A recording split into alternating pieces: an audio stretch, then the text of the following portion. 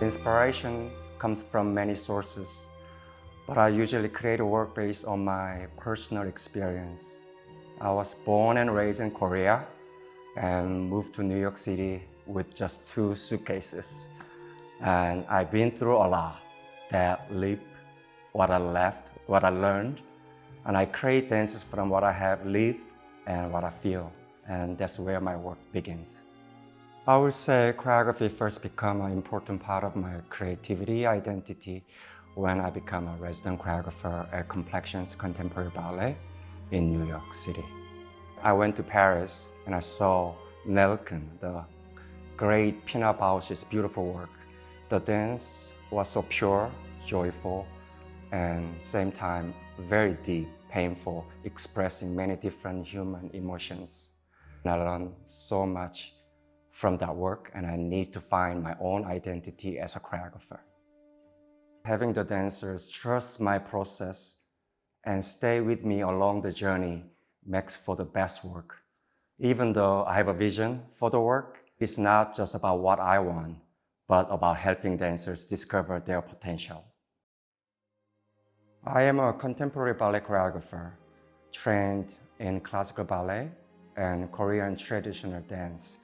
From my experience dancing in both modern and contemporary ballet companies, I love the intricate detail of upper torso movement, breath control, beautiful dancers line, like moving sculpture, fluid, organic, circular pathways, and emotion that moves from the inside out.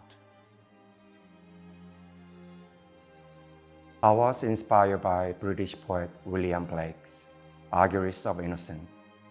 It's a poem that beautifully captures the deep connection between nature and humanity. I feel this poem reflects what we are living through right now. His words are vivid and uncompromising, powerful, symbolic, highly critical, calling out cruelty, corruption, and our harm to the natural world. My ballet is a response to that call, longing for purity and harmony, and a hope for a kinder and more connected world.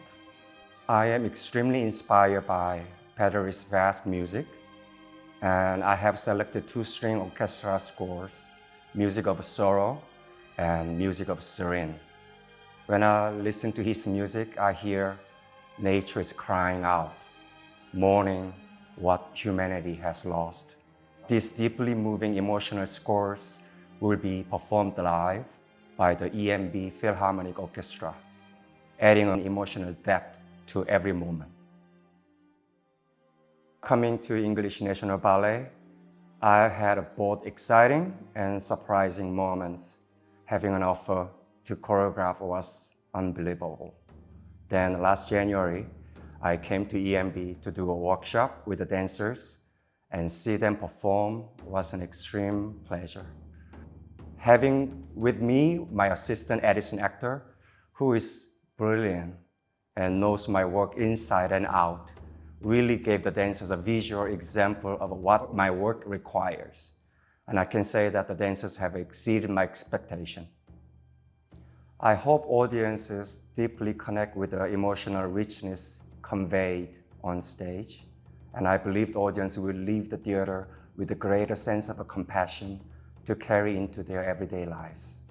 Currently, I have a pleasure of being a ballet professor at Point Park University in the US. And what many young dancers are not aware of is that true performance goes beyond executing perfect technique. Focus on the story or emotion you want to convey, and let your artistic voice be an authentic extension of that expression.